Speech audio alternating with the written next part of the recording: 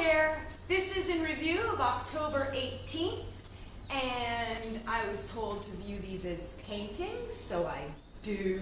For those who know, there is no such thing as meditation that you can practice for a whole lifetime. All life changes and flows, and so too should meditation. It's not a static living, but rather a progressive way of living in your spirit. Beginners have their meditation, and advanced students have theirs. Simple people have simple meditations, and complex people have more engaging meditations that complex people have more complex meditations that engage fully. No matter what kind of person you are, there will come a time when you are exhausted of your meditation, and there will be a time to find a new one. You will exhaust all methods of a certain contemplative method. After all, meditation is only an arbitrary structure, whereas the subconscious that you're trying to achieve is infinite, changeable, and elusive. Sometimes it's fine to change back and forth between two meditations, and sometimes you just need to find a totally different one. And as long as you remain restless, there is no chance that you are going to obtain your meditative fullness. As long as you remain restless, there is no chance that you will be fully on your path. The ultimate levels of meditation deal with the complete stillness of the mind. In this state, one thinks about nothing, feels nothing, and worries about nothing.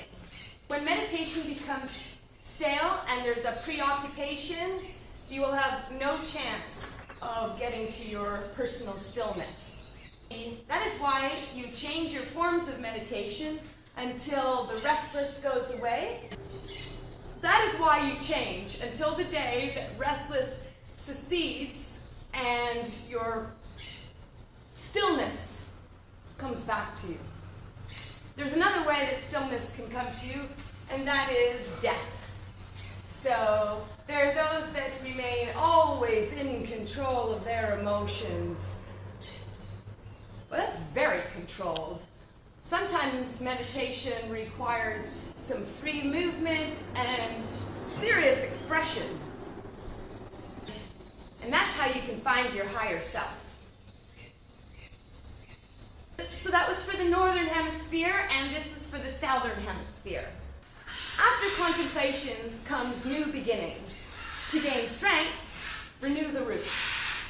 In music, the fundamental tone is the lowest, the root, the lowest chord. A tone of the lowest chord. A tone would. And this is not a debate about tone wood. Without its presence, no true character is established. Our actions in life are similarly complex and varied, just like music. And without a thorough grounding, there is no harmony. We emphasize cycles.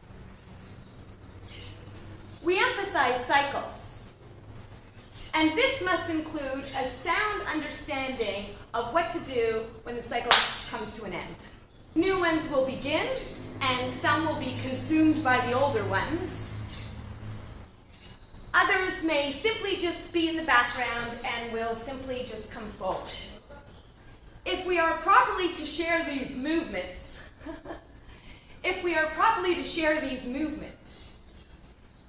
then we must recognize when an old cycle is finished. And if we are to prevent unwanted cycles from beginning, we must take stock and renew the basics in the fundamentals.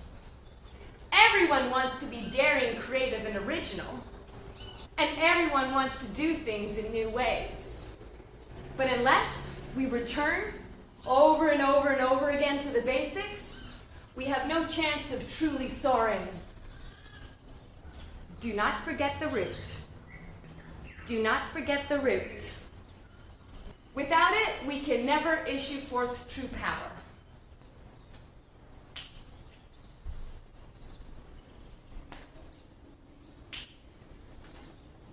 Without it, we can never issue true power.